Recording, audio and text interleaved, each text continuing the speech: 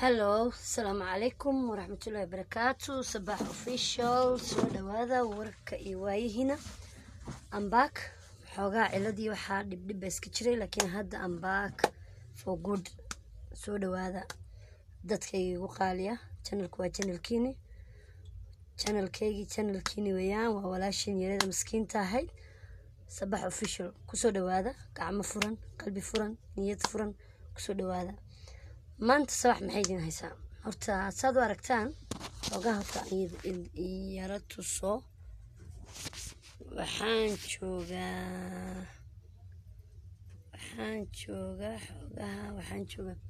ma arki kartaan laakiin waxaan joogaa u jeedan dukaankaygii baan joogaa waxa lagu gadaa raashin iyo khudaar iyo waxaas lagu gadaa dukaankan ani hadda waxaan joogaa Nairobi hadda ma joogo ma waan aaday ma waan joogaa beeraha chatka soo dhawaada maanta dukaankayga baan joogaa aan bangay aan hagaajinayay rasteynayay raashinkii waxaas yimi jimcay ahayd maanta marka caawa maxay idin haysaa sabax bal maxaa qiyaas kartaan meedika qosnaysaa ma sheeko idin haysaa but waxaan idin hayaa sheekada idin haya maxay tahay waxa waaye sheekada idin hayo waxa waaye maalintii hore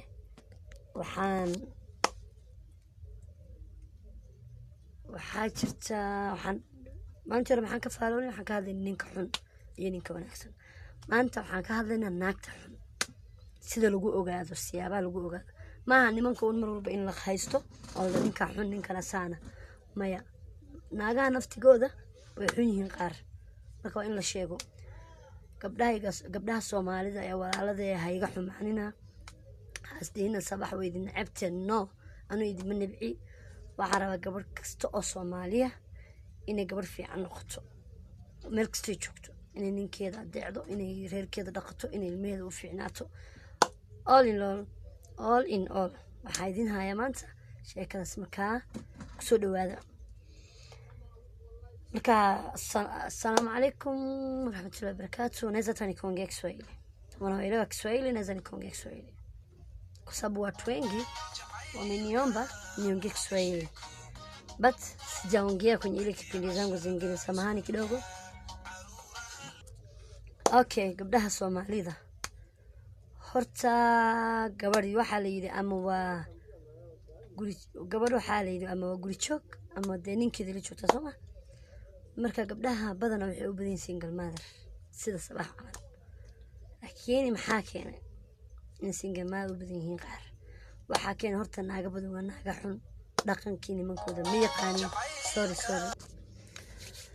hello assalamu alaykum warahmatullahi wabarakatuh nimerudi tena samahani sana nilikuwa na mteja wanauzia customer okay tuendelee na mjadala wetu kuhusu mwanamke mbaya na sio mbaya kwa sura ni mbaya kwa tabia okay mwanamke mbaya si eti ni sura yake mbaya pana wala sura yake sio nzuri ni tabia yake mbovu wanawake wengi kwanza haswa sisi wa Somali wanawake wengi haswa wa Somali hawajui umuhimu wa mume nikisema hivyo namaanisha nini mwanamke umeolewa umetolewa kwenu mwanaume katoa mahari katoa kila kitu kakupoza kakuleta kwake kama nani kama mke unastahili kumfanyia nini unastahili umhudumie iwe ni kitandani iwe ni mapishi mwanaume anataka apikiwe apakuliwe afuliwe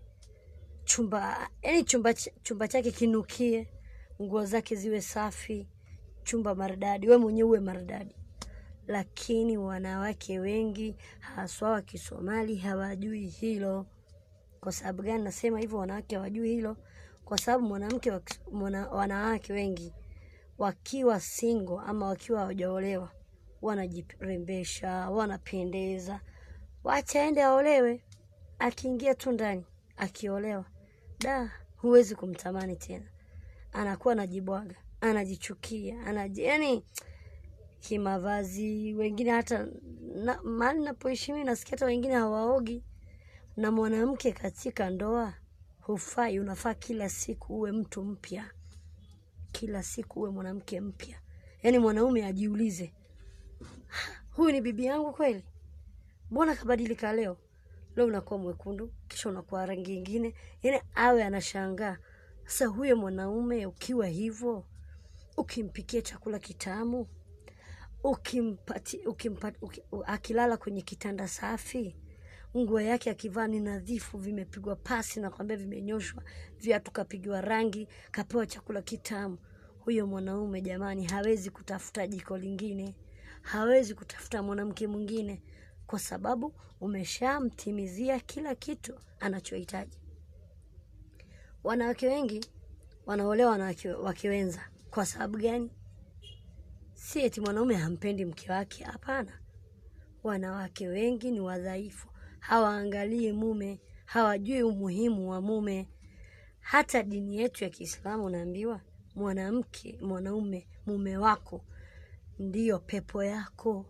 Bila yeye, kama yeye hayuko radhi, haunusi pepo. Hiyo hunusi pepo hiyo. Lakini tujiulize, kwa nini? Sasa dalili za mwanamke mbaya ni mwanamke ambayo hampiki mume wake, hamfulii, hata katika tendo la ndoa hampi mume wake. Kwa sababu mwanaume anapooa mwanamke anaoa kwa sababu gani? Tuulizane hilo swali. Watu wangu, tujiulize hilo swali. Mwanaume kama mwanaume akitaka mwanamke wa kustarehe naye tu, hawezi kukosa njiani. Anampata mwanamke mrembo hata zaidi yako, anaenda nalala naye, anamaliza haja zake na anamwachia anaenda. Lakini kakuoa wewe, kakuweka ndani. Kwa sababu gani? Kwa sababu umtunze kama mtoto. Wanaume wanataka walelewe. Usipomlea wewe, ndio maana unaletewa mke mwenza anamlea. Ukisahau majukumu yako, kunaye ambaye hasahau, kunaye ambaye anataka awekwe ndani. Akimpata mume wako anamkamata kwa mkono mbili. So wewe unakuna achwa, umezalishwa watoto labda 2, 3, 4, 5, lakini wewe ndio umejisahau. Kuna msichana mmoja, yeye rafiki yangu, huyo mwanamke amezaa watoto tuseme 7, 8. Alikuwa na mume wake, walikuwa naishi tu maisha nzuri, ile maisha tu ya kichini ya kawaida. Haya, ule mwanamke kazi yake alikuwa anaenda nyumba za watu kula miraa, anatoka anaenda kuzurura, hana habari na watoto wake, hana habari na mwanaume, hajui mwanaume amekula nini, hajui mwanaume amevaa nini, hajui mwanaume amelala chumba gani. Na usiku mwanaume ndio anaenda kazini, afanya kazi usiku, akirudi muda saa 8, saa 9,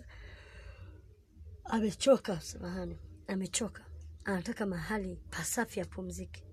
Mwanamke una habari kama mume amepikiwa, hujampikia chakula, una habari atakula nini, una habari analala wapi. Wewe unakula usiku yote miraa, anakula miraa. Anakula miraa mpaka asubuhi. Sasa ule mwanamke akawa yeye naye asubuhi ndo anatema ile miraa, amekula usiku kucha ndo anatema asubuhi. Mwanaume naye ndo mwingine anarudi asubuhi, ule mwanaume naye sengine kwa anarudi asubuhi. Sasa niambie, yupi mwanamke kati yao wawili? Mwanaume ameenda kwenye ile maisha, ameenda, ameona hawezi kuvumilia, ameoa mke wa pili. Ameoa nini? Mke wa pili. Kwa sababu gani? Ni kama wanaume wawili wanaishi nyumba moja. Sababu kama hapikiwi, hafuliwi, hatengeneziwi chumba, tendo la ndoa hapewi, mwanaume anaenda kwingine, anataka astarehe, anataka apate mahali pa kupumzisha akili yake akichoka kazini. Sasa wanawake wengine wao ndio wanajifanya ndio wanaume, wao ndio wanajifanya ndio jogoo. Mwanaume akimwambia labda leo sina hiki, anapiga kelele mpaka majirani wanasikia, wanagombana kila siku. Kwa nini mgombane na waume zenu? Msipoelewana nyinyi wawili, hakuna mwenye atawaelewanisha, hakuna mwenye atawafanya muelewane. Kwa sababu gani? Hakuna mtu atakuja katikati yenu walisha. Mlipokuwa mnapendana, mlipokuwa mnatongozana, kuna mtu aliingia katikati yenu? Mlipendana wawili, mlitongozana wawili mpaka mkafika muda wa kufunga ndoa, muda wa kuoana, mkaenda kwa sheikh au wazazi wako wakaendewa, ndo watu walipoingilia. Lakini mara ya kwanza mlikuwa peke yenu, mlikuwa mjamshirikisha mtu yote.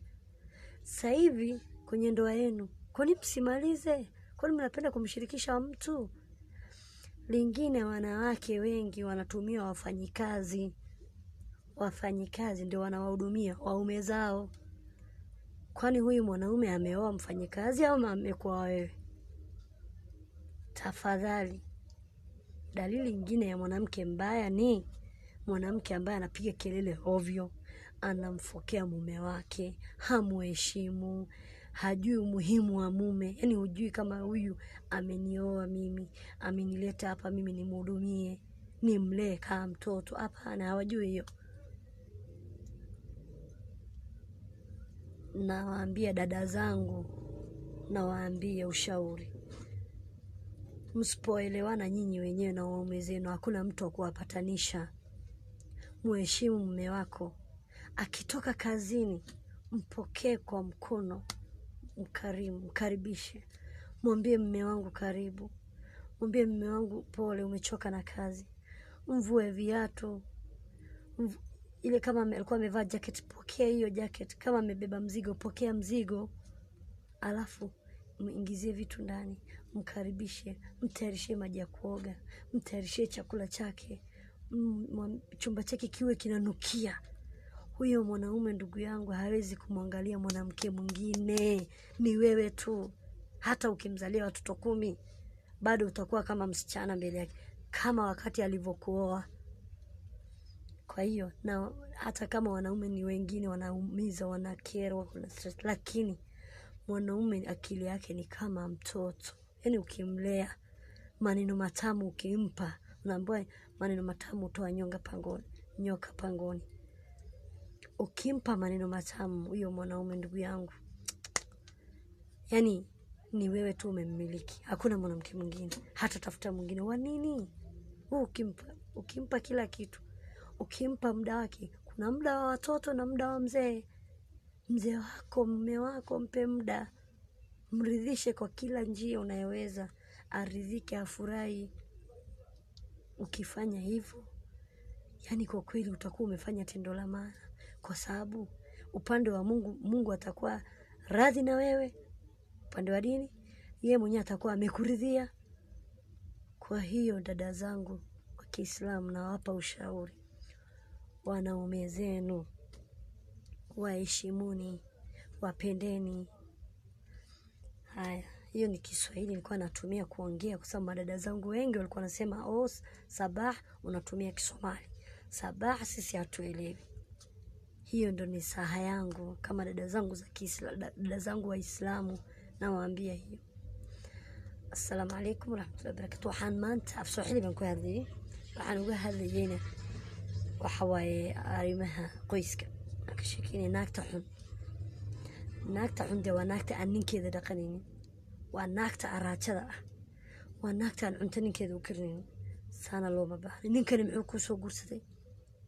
Wuxuu ku soo guursaday inaad gurigiisa u nadiifiso, cunto macaan siiso, dhar nadiif oo xidho, meel fiican ku soo tooso, oo la ogaado ninkani naag buu qaba, oo reer buu leeyahay, xaas buu leeyahay, guri buu leeyahay.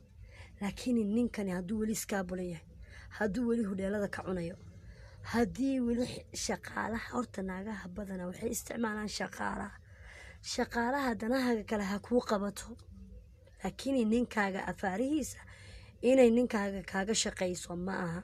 Dharka ninkaaga waa inaad adigu feeraysaa, u dhaqdaa, nadaafadiisa ogaataa. Naagaha qaar baa nigisyada buumaha nimankooda naagaha shaqaalaha u dhiiba. Ma fiicno, wallaahi ma fiicno, dhaqan maaha. Diiniyan haddii diinta muslimka laga sheekaynayona, naagta ninkeeda ayaa jannada u haya, cagaysa u siisa jannada ku jirta. Markaa ninkaagii haddaanad adeecin, haddaanad qadarinin, janno ma urinaysid. Marka walaal, gabadha Soomaalida la hadlaya, ninkaaga muxuu ku soo guursaday? Horta ma isweydiisay aniga guriga maxaa la ii keenay? Maaha inuu naagnimo un kaa helo bas. Waa inaad cunto u karisaa, waa inaad guriga u dhaqdaa, waa inuu meel udgoon ka soo kacaa. dhar nadiifa gashtaa cunto macaan cuna uu ogaadaa dee naag baan leeyahay anigu xaas baan leeyahay oo xataa dadku ay dhahaan haa hebel xaaskiisa waa hebel waa gabar fiican maarta baryan suu qurux badan waa in ninkaaga laga sheekeeya waa in ninkaaga la dhaha ninka naag qurux badan buu naag fiican buu qaba naag qadarinaysu qaba oo qayladiina buuqiina xataa dadku carabka iyo labada daan way isqoonsadaan nin iyo naagtii nabadna maaha colna maaha laakiin maxaa lagaa rabaa inaad maxaan ku dhahay ninkaaga gurigiina dhexdiina arrintiina ku dhammaysataan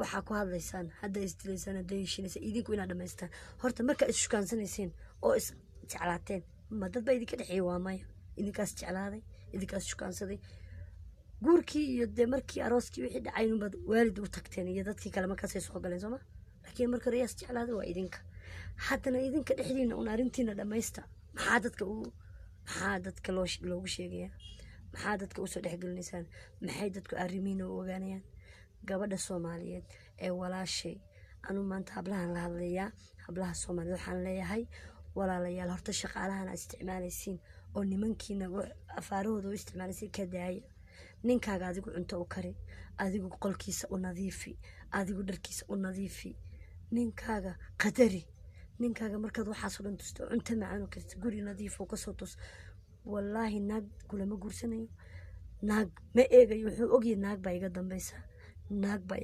jecel naag bay qadarinaysa marka naag kale wuxuu ku eega waa qalad laakiin ninkaagiyo jiifa dad wareeg aado adigoon uu ogeyn bad iska baxaysaa wareeg baad aadaysaa ama aroos baad tegaysaa ama meel baad tegaysaa isagii umaad kamaad amar qaadan umaad sheegin ma fiicna ninkaaga waa inaad u sheegto tirada macaan anigu meel baan aadayaa aroos baa la iga yeeray ama meel baan u baxayaa laakiin isagii horta inaad baxdo waa qalad horta isaga horta magaaladeeda anaga waxay u badan tahay naagaha badanaa ragooda horta habeenkii bay shaqeeyaan magaaladeeda badanaa ma shaqeynaa naagaha badanaa ragooda ma qadariyaan waxay taageen goormu ninkani baxaya aan soo qayilne naagina way qayilayaan nimankii way qayilayaan labadoodii wada qaadiraysan yihiin subaxii ilmahaas reerba oo yaa ku leh ilmaha xiran ba cunto karanaysa meel ninkeedii cunto lagu siiyo ma oga meel dharkiisa lagu dhaqay ma oga way hurdaa markuu soo kaco maalintii iyaduna way soo kacday isagii shaqadii buu tagay iyaduna qaad bay raadsanaysaa